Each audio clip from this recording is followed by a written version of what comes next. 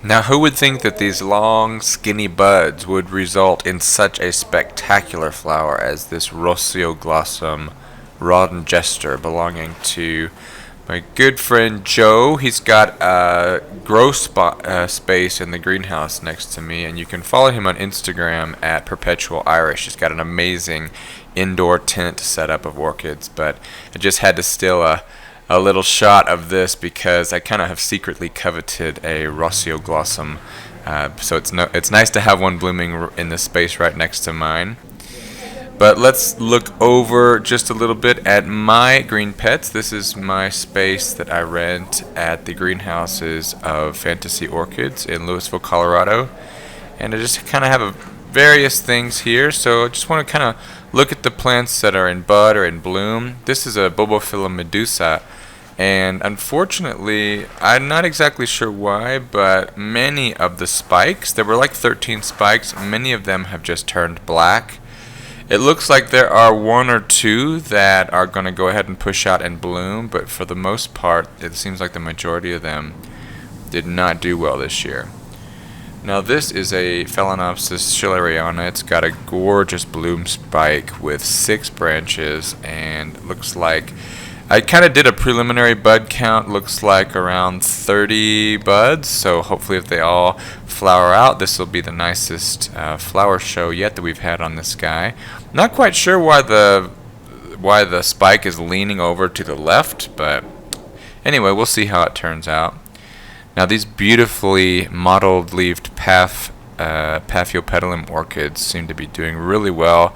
This is actually a Paph appletonianum, and it's got 2 buds on the spike, and as I was looking through the AOS archives in Orchids Plus, the award software, I didn't see a single clone with 2 buds on it, so I'm wondering if that is special.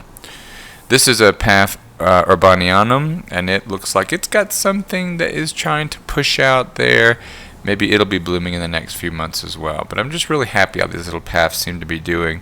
Really minimal care. They just kind of grow like weeds. This is a Cattleya type. This is actually an unnamed Fredclarekara hybrid.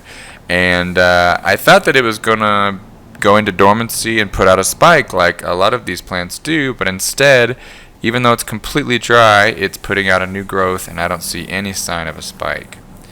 Luckily, this other Cattleya type, this is a Mormodia, Jumbo World, has got 2 spikes pushing out, and it is getting closer and closer, still probably a couple weeks away from opening up, but kind of funny because some of the buds look like the petals have already started to separate for some reason, not quite sure why, but I'll be relieved when this thing finally blooms. It's been a little while.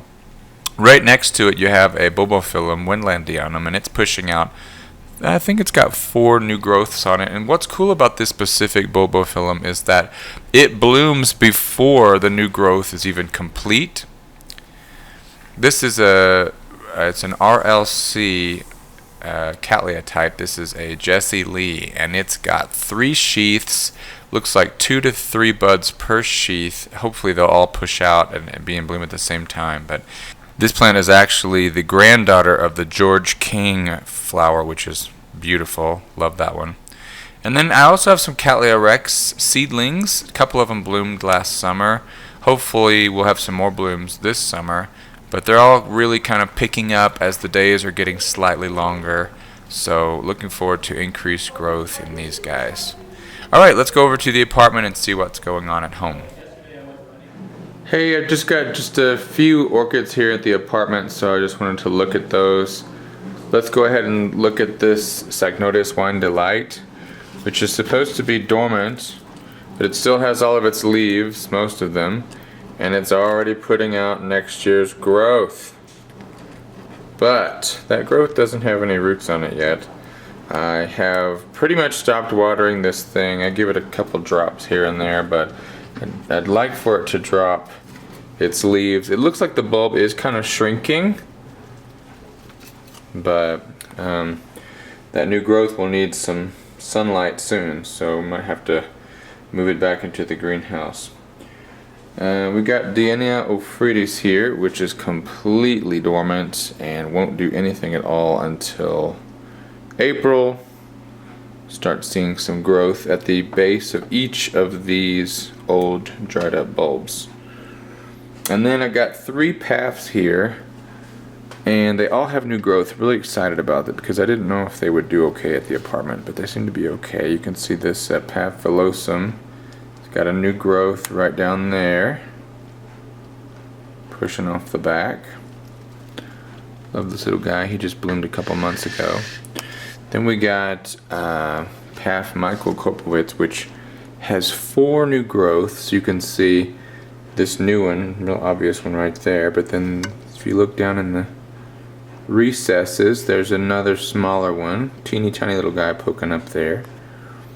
And then if we look down here, there are 2 more popping up, which is great.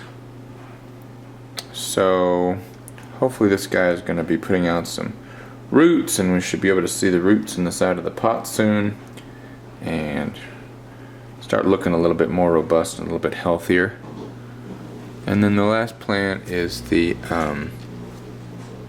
Paph Prime Child, which is my only AOS award winner, and it's got so many new growths on it.